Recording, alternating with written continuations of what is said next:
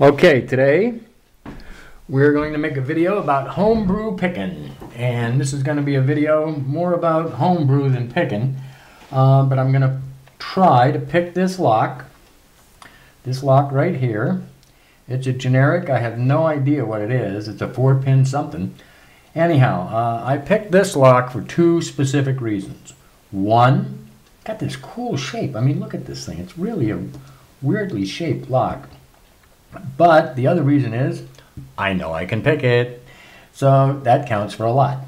But as I said before, this is also about homebrew. It's probably more about homebrew. I am far from an expert about any of this stuff. I'm a newbie. I've been doing this several weeks now, but I don't really know much at all except what works for me.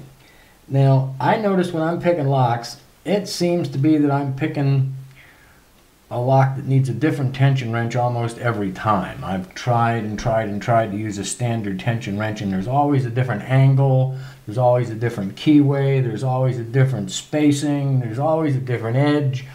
I end up needing to be making a lot of different tension wrenches. Now this is a tension wrench I made for opening luggage locks. Those little bitty made in China things. I got 4 of them. One time, and I opened 3 of them with no problem, and the last one had a different bitting on the key, and it was a bear to get that little tiny sucker open. And I realized what it was is I didn't have enough room to really get anything in there, any of my picks in there. So I made this thing. It's really tiny, and it worked. It really worked. I've made several others, none of them really all that great, but there seem to be for individual keys. Individual keyways.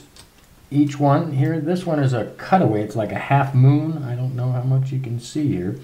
But that's, again, to give me more space for the pick. The tension wrench holds the barrel in place, and I can get the pick in there. And this is one I'm going to try and use today. This is my fat boy. I like this tension wrench. Now, I know everybody's going to laugh at this and say it's like a tension wrench on steroids, and it kind of is. And you have to be real careful with this because it's very easy to put too much force into the tension with a tension wrench this size. But it works for me. I was just so tired of all these tension wrenches falling out of my hands. I got big klutzy fingers and stubby hands, so I needed something I could hold on to, and this seems to work for me. It also, the size of it also helps me to remember not to apply so much tension, which is always an issue for me. Now with the picks, I'll be honest here, my go-to pick is still the Southward short hook. And that's the one I've opened. Most of the locks I've opened with this pick. Now, I learned a secret in lock picking. The secret I learned in lock picking is you can't open everything with a Southward short hook. You just can't. I wish I could. I'd stick with it, but you can't. So I've made a couple of picks here. This is my own version of a short hook. It's thinner, made out of a hacksaw blade. This one's even thinner and smaller, made out of a hacksaw blade. I know a lot of people don't like making things out of hacksaw blades, but they're handy, they're convenient, they work. Well, this is my short hook that's like an overreach hook to get back in those 4th and 5th pins that are just hiding in the back there. And you don't want to be knocking the 1st and 2nd pin out of place when you do it. So this is what I try to use for that. What I did with this is I double reinforced the hacksaw blade. So there's a hacksaw blade going down the middle here. Then there's a hacksaw blade on the outside edge and a hacksaw blade on the other edge. And what I did also was I left the teeth, most of the teeth, on the hacksaw blade edges in reverse order. And that really grabs the tape. That really holds the tape in. So I hope the camera's getting all this stuff. And this works pretty well for me too on smaller locks, places that are hard to get into, stuff like that. Now, also, hacksaw blades and electrical tape are very inexpensive. And I know I can send away to Sparrows and spend a small fortune on a kit, but to be honest, these seem to be working for me, and until I can find a reason, I am tempted to go spend some money and buy a bow guitar rake though, but I'm not all that into raking. I like SSP. I like single pin picking. Anyhow, let's get down to business and see if we can pick this thing today. All that talk on that video, and now this thing probably won't pick for me. That happened before. What happened was, I think the I hope I got this where the camera can see it. I think I overset a pin and I couldn't unoverset it, and it just wouldn't come out of the overset position, and I couldn't pick the lock. But anyhow, what else? Okay, let me see if I can pick this. One of the curses of being left-handed is the entire world seems to be designed for right-handed people. Don't know why, but it is.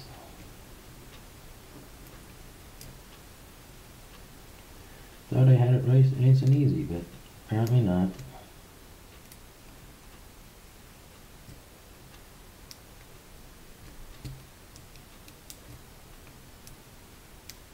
One, two,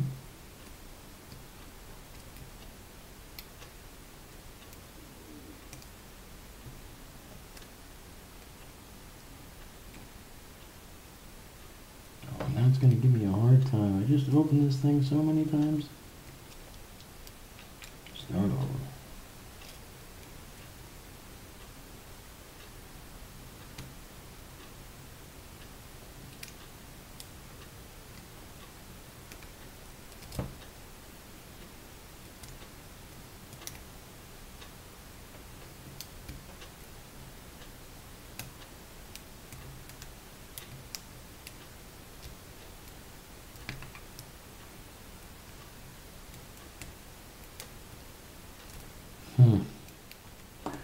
Let me rake it down here to get all these pins back in place.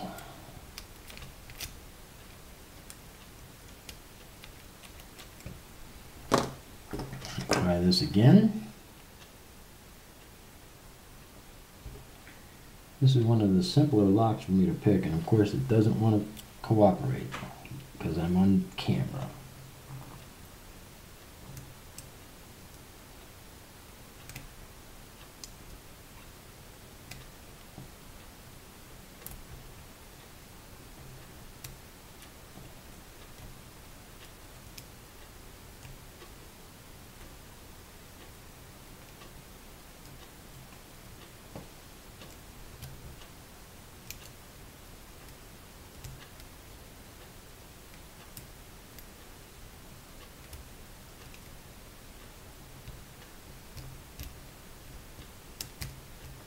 There it is. Got it. Homebrew picking. Fat Boy, homebrew tension wrench, electrical tape, hacksaw, blade. Pick. Okay guys, that was it. Thanks. And as my buddy Bill says, keep it legal.